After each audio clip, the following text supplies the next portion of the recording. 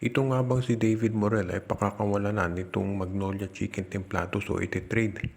Kung inyo maalala, itong si Morel ay nakuha ng Magnolia mula dito sa Converge Fiber Excess kasama si Apu Tratter.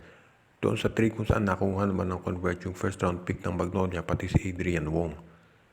Ang nakakagulat dito kung kailan nagsimula yung playoffs ay tsaka inilagay dito sa unrestricted free agent list with rights to salary itong si David Morel.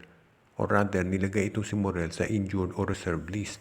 So, ibig niya sabihin, itong si Morel ay hindi na magagamit ngayong playoffs. Siyempre, dahil siguro, kaya hindi magamit dahil nandyan yung import. Pero, sayang din naman yung athleticism nitong si Morel. At nung yan ay naglalaro sa Converge, pinakita naman niya kung ano ang kaya niyang gawin. Kaya marami ang nagtataka kung bakit itong si Morel ay hindi masyadong nabigyan ng minuto dito sa Fiber Xers. Ang maganda kasi dito kay Morel ay nakapaglalaro ito sa multiple positions. Pwedeng small forward, pwedeng power forward. Pero ang sabi nga nung iba, baka may ibang balak ang Magnolia dito. Dahil sa ngayon, ang dami ng mga big men at wings nitong Magnolia. Solid na yung lineup nila actually. So baka itong si Morel ay hindi na nila kailangan gamitin dahil nandiyan naman si Abueva, si Rom De La Rosa, si Jackson Corpus, si Aris Dionisio, si Jose Periobo. Ang dami nilang options. So baka itong si David Morel nga ay ilagay na sa trading block. Tanong na lang ay kung sino ang kukuning kapalit. Hindi lang itong SMC at MVP ang gumagawa ng trades dahil sa ngayon, mukhang itong Rain or Shine at ang Converge ay may balak na rin gumawa ng trade.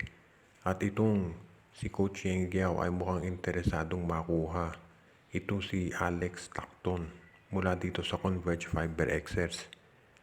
Kung kayo ay pamilyar dito sa style ng mga laro ng players ng Rain or Shine, hindi na nakagugulat kung bakit itong si Stockton ay gustong kunin nitong si Coach Yeng Giao. Dahil itong si Stockton ay isang napaka-physical na defensive player at meron din niyang offensive skills. Bagay na bagay siya dito sa rotation nitong si Coach Yeng Giao sa Rain or Shine. Yung estilo ng laro nitong si Stockton ay talagang parang ginawa para dito sa Rain or Shine. At sa tingin ko naman itong Converge, hindi rin basta-basta pakakawalan yan.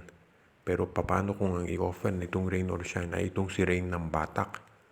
Itong si Rain ng Batak, alam natin na babawasan na ng minuto dito sa Rain or Shine dahil ang dami na nilang gwardya. Pero kung sakali i-offer itong si ng Batak dito sa Converge, posible na mangyari yan at makakuha na sila ng panibagong player na magpapalakas dito sa kanilang lineup. Hindi naman matatawaran ang offensive skills itong si ng Batak at makatutulong yan sa Converge na nahihirapang maka-score. Samantalang si Stockton naman napakahusay sa depensa para sa Rain or Shine.